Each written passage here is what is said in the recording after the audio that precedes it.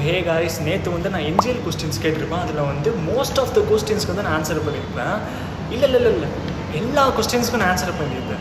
Even it is good or bad comments. So இதில் வந்து நீங்கள் என்ன மொத்தமாக ஜட்ஜ் பண்ணியிருப்பீங்க, என்னடா இவன் சொல்லிட்டு ஜட்ஜ் பண்ணி. பட் ஆனால் அது எனக்காக பண்ணலைங்க, உங்களுக்காக பண்ணேன்.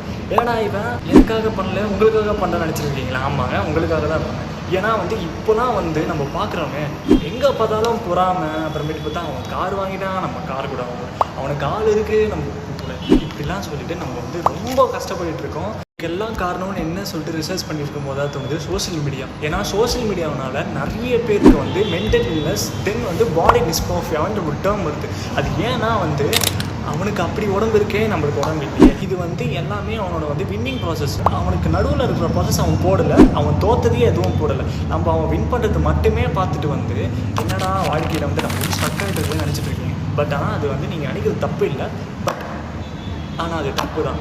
ஏன்னா நீங்கள் வந்து சோஷியல் மீடியா வந்து யூஸ் பண்ணுறீங்க, ரொம்ப அதிகமாக யூஸ் பண்ணுறீங்க. ஸோ வந்து சோஷியல் மீடியா வந்து எதுவுமே நம்பாதீங்க, அது எல்லாமே வந்து ஃபேக், ஓகேவா?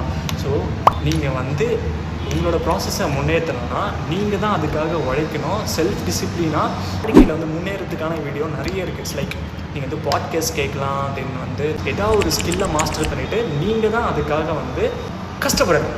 ஸோ இதுலேருந்து என்ன தெரியுதுன்னா, நம்ம வந்து அடுத்தவங்க பார்த்து வாழாமல் நமக்காக மட்டுமே வாழ்ந்து நமக்குள்ளே இருக்கிற ப்ராசஸை வந்து டிசிப்ளினாக, செல்ஃப் டிசிப்ளினாக நம்ம வாழ்ந்து காமிக்கலாம்னு சொல்லிட்டு நான் இதோட வந்து நான் என்னோட வந்து வீடியோவை நான் முடிக்கிறேன். So bye, data, love you all.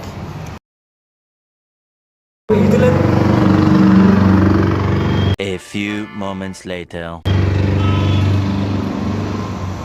நீங்கள் தான் அதுக்காக வந்து